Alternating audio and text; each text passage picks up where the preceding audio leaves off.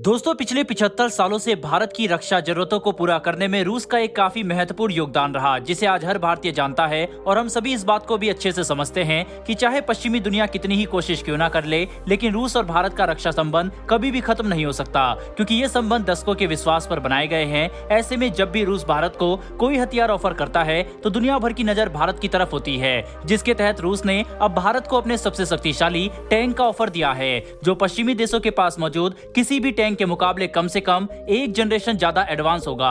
बता दें कि भारतीय सेना भी अपने पास मौजूद टैंकों को एक बड़े अपग्रेड से गुजारने के बारे में सोच रही है। यहाँ तक कि कुछ अपग्रेड तो शुरू भी किए जा चुके हैं। साथ ही हम नए टैंक अपने बेड़े में शामिल भी करना चाहते हैं, जिसे देखते हुए रूस का यह ऑफर काफी महत्वपूर्ण बन जाता है। दरअसल दोस्तों, हाल ही में रूस की तरफ से निकलकर सामने आई एक रिपोर्ट में इस बात का पता चला है कि रूस ने भारत को अपने T-14 अर्माटा टैंक की टेक्नोलॉजी ऑफर की है, जिसका इस्तेमाल भारतीय सेना काफी बड़े पैमाने पर कर सकती है। यहाँ पर ध्यान देने वाली बात यह है कि रूस भारत को सिर्फ अपना T-14 प्लेटफॉर्म ही ऑफर नहीं कर रहा, बल्कि वह इसकी ट्रांसफर ऑफ टेक्नोलॉजी के लिए भी शुरू से ही तैयार है। लेकिन T-14 टैंक्स की चर्चा भारत में पहली बार नहीं हो रही। आज से कई साल पहले ही इसके बारे में डिबेट शुरू हो गई थी कि क्या भारत रूस से इस नेक्स्ट जनरेशन टैंक को खरीदने में रुचि रखता है या फिर नहीं, पर अलग कारणों की वजह से इस पर बात कभी भी आगे नहीं बढ़ सकी। लेकिन अब जब इस टैंक का विकास लगभग पूरा हो चुका है और ये ऑपरेशनल होने के काफी नजदीक है, तब रूस का भारत को एक बार फिर से इसे ऑफर करना डिबेट में नई जान फूंक सकता है। दोस्तों, T-14 अर्माटा टैंक अपनी टेक्निकल स्पेसिफिकेशन के अनुसार फिलहाल विश्व में मौजूद सबसे एडवांस और शक्तिशाली टैंक है, जिसके सामने विश्व का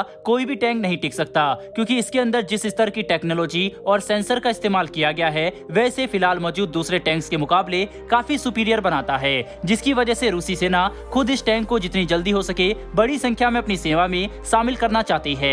T-14 अर्माटा टैंक को साल 2014 में डिजाइन किया गया था। वहीं तब से अभी तक इसके काफी प्रोटोटाइप बनाए जा चुके हैं। T-14 टैंक का वजन लगभग 55 टन का है और ऐसे हर एक टैंक की कीमत लगभग $70 लाख की है। साथ ही इसकी लंबाई 35 फीट है और चौड़ाई के साथ साथ ऊंचाई 11 फीट है। वहीं पर इस टैंक को इफेक्टिवली ऑपरेट करने के लिए 3 लोगों के एक हाईली ट्रेन्ड क्रू की जरूरत पड़ती है, जो इसमें लगे एडवांस सिस्टम को सही तरह से ऑपरेट कर सके। T-14 टैंक में एक शक्तिशाली 125 mm की कैनन लगी हुई है, जो अधिकतम 12 किलोमीटर तक हमला करने में सक्षम है। लेकिन इसकी इफेक्टिव फायरिंग रेंज 5 किलोमीटर की है, यानी 5 किलोमीटर के दायरे में किसी भी टारगेट का इस टैंक के हमले से बचना लगभग नामुमकिन होगा।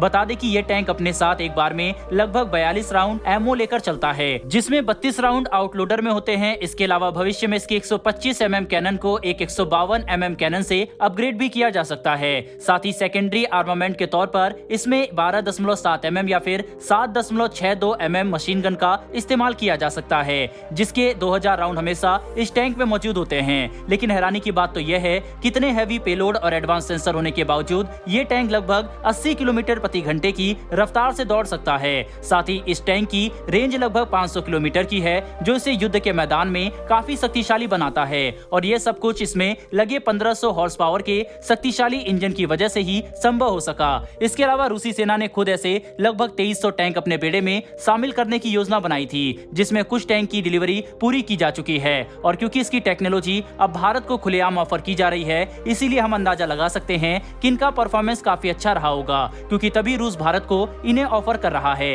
यहीं पर आपको यह बात जानकर हैरानी होगी कि दुनिया में सबसे ज्यादा टैंक रूस के पास ही है, जिस वजह से रूसी सेना को टैंक आर्मी भी कहा जाता है। वहीं पर यह बात खुद पश्चिमी देश भी स्वीकार करते हैं कि रूस के पास टैंक को मैन्युफैक्चर और डेवलप करने की जो क्षमता मौजूद है वह किसी भी यूरोपियन देश के पास फिलहाल नहीं है। और अब क्योंकि रूस अपने पुराने टैंक से हटकर मॉडर्न टैंक की तरफ ज्यादा ध्यान दे रहा है, इसीलिए T-14 अर्माटा भारतीय सेना के लिए भी एक काफी अच्छा विकल्प हो सकते हैं, जिन्हें हम T-72 टैंक को रिप्लेस करने और अगले कुछ सालों के लिए T-90 टैंक के साथ मिलकर ऑपरेट करने के लिए इस्तेमाल कर सकते हैं। लेकिन दोस्तों, आपको क्या लगता है कि क्या भारत को T-14 अर्माटा टैंक्स खरीदने चाहिए या फिर इसके बजाय हमें हमारे स्वदेशी अर्जुन टैंक्स को ही अपग्रेड करके अपने next generation man battle tank के तौर पर विकसित करना चाहिए? आप इसके बारे में क्या सोचते हैं? अपनी राय कमेंट बॉक्स में लिखकर जरूर बताइएगा। साथ ही हमारी आने वाली डेली ऐसी डिफेंस से जुड़ी वीडियो के लिए चैनल को सब्सक्राइब कर बेल नोटिफिकेशन अवश्य दबा लें। फिर मिलेंगे ऐसी एक नई वीडियो के साथ। धन्यवाद। जय हिंद।